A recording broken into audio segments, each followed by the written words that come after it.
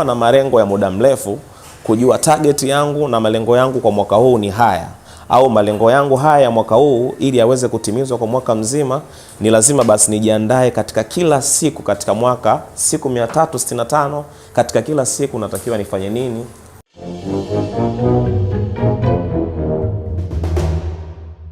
Habarini ya muda huu jamani, jina langu naitwa Eric Kisaule na nimefurahi kupata nafasi ya kuwa mmoja kati ya wazungumzaji katika session hii ya Success Path Network. Na leo tutakwenda kujifunza mambo matano yanayoweza kupoteza uelekeo wa maisha yako. Kwa hiyo kama una kalamu, una daftari, unaweza ukaanza kutake note ili tuweze kujifunza kwa pamoja. Unaweza nikarudia kusema mambo matano yanayopoteza mwelekeo katika maisha yako. Basi jambo la kwanza tutakwenda kujifunza kitu kinachosema kutojua uwezo wako. Kutojua uwezo wako. Katika maisha inatutaka kila mtu aweze kufahamu yeye ni nani na ameletwa duniani kufanya nini. Na utakapojua wewe ni nani na umeletwa duniani kufanya nini, kutakupa nafasi ya kujua uwezo wako na kutakunyima uhuru wa kutaka kufanya kila kitu ambacho kitapelekea kupoteza uelekeo wako katika maisha. Kwa hiyo kalili hilo na uandike vizuri. Inatakiwa kama mwanadamu kwa umri wa kijana uliofikia uweze kujua uwezo wako, ili uweze kukusaidia kujua ni uelekeo upi inabidi ufate, ili ukunyime nafasi kubwa ya kupoteza uelekeo katika maisha yako. Na pointi ya pili ambayo tutaenda kujifunza ni kuweza kutokufuata kila fursa. Kutokufuata kila fursa. Ukiwa mwanadamu, ukiwa una akili timamu na unajua uelekeo wako wa maisha ni huu na unajua uwezo wako, utakupa nafasi nzuri ya kutokufuata kila fursa. Lengo tunalojifunza ni wewe usipoteze uelekeo wako. Sasa ukishajua uwezo wangu mimi ni kucheza mpira, tunajua kabisa fursa zote zitakazohusu mpira ndio zitakazokuwa zinakuhusu wewe. Kama unaweza kuwa mchambuzi wa mpira, well and good. Kama wewe ni mchezaji mpira, pia ni safi. Kama unaweza kutangaza kipindi cha mpira, hiyo ni nzuri kabisa. Ila ukitaka kutamani kila fursa ambayo imetokea, wewe uwezo wako ni kucheza mpira, ukasikia jamani anatafuta mwimbaji huko, ukaenda kuimba, ni tayari umeshaanza kupoteza uelekeo katika maisha yako. Kwa cha kwanza nilisema jua uwezo wako, lakini cha pili usifuate kila fursa. Japo fursa ile moja tu ya kuifuata ni ile ambayo inaendana na kile ambacho umekichagua au kile ambacho una uwezo wa kukifanya. Na jambo la tatu ambalo watu wengi linawafanya waweze kupoteza uelekeo katika maisha yao ni kukosa kufahamu malengo yao ya muda mrefu. Kufahamu au kujiwekea. Ukishakuwa mwanadamu, ushafahamu uwezo wako, umeshajua fursa ambazo natakiwa mimi kuzifuata kuanzia sasa ni zinazohusu niche hii ambayo mimi nimeamua kuifuata, basi jambo la tatu hakikisha unaweka malengo yako ambayo yatakufikisha katika mafanikio yako.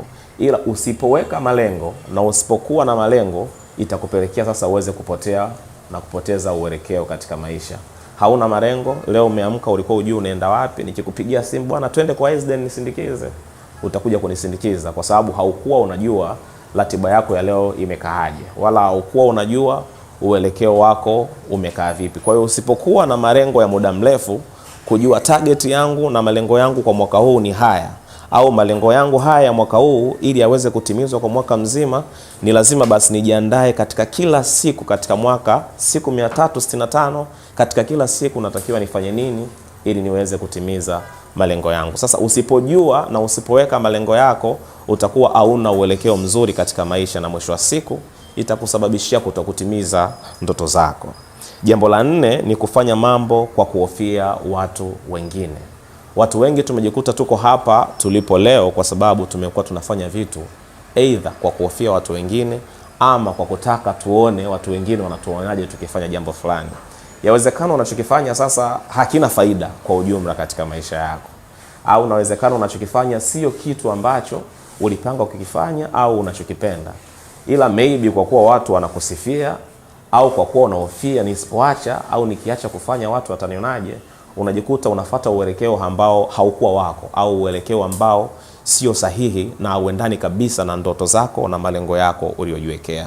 Kwa hiyo kuanzia leo anza kuacha sana kutazama watu wanasema nini, ila focus katika kile ambacho unahisi kwako wewe ndio lengo lako au ndio jambo lako la msingi ambalo Mungu amekuleta katika hii dunia kulifanya.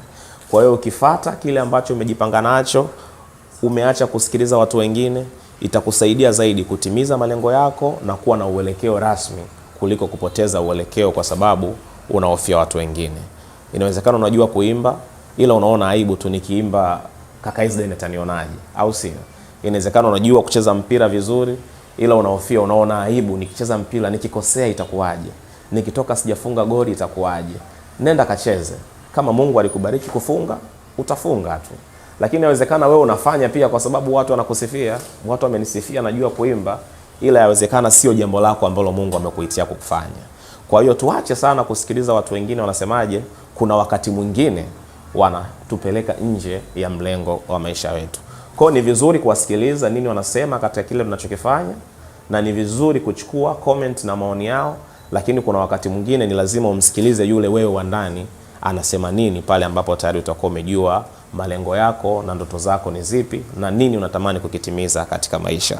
Jambo la tatu ambalo linaweza kukufanya likapoteza uelekeo katika maisha yako ni kufuatilia mambo ya watu wengine. Watu wengi tumejikuta tunapoteza muda kufuatilia mambo ya watu wengine.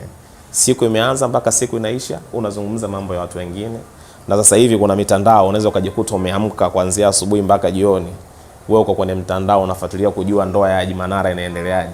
Wakati wewe una maisha yako, una ndoto zako, una vitu vingi ambavyo ilikulazimu wewe kufanya haujavifanya. Kwa hiyo tuzingatie hayo mambo matano kwa ajili ya kuzingatia uelekeo wa maisha yetu. Real quick naomba nirudie. Jambo la kwanza nilisema kutokujua uwezo wako, kufuata kila fursa, kukosa malengo ya muda mrefu, kufanya mambo kwa kuhofia watu wengine na kufuatilia mambo ya watu. Hayo ni mambo ambayo kama huto yaweka vizuri yanaweza kukupotezea focus na uelekeo wa maisha yako. Asanteni kwa kunisikiliza. Jina langu naitwa Eric Kisaule. Until next time.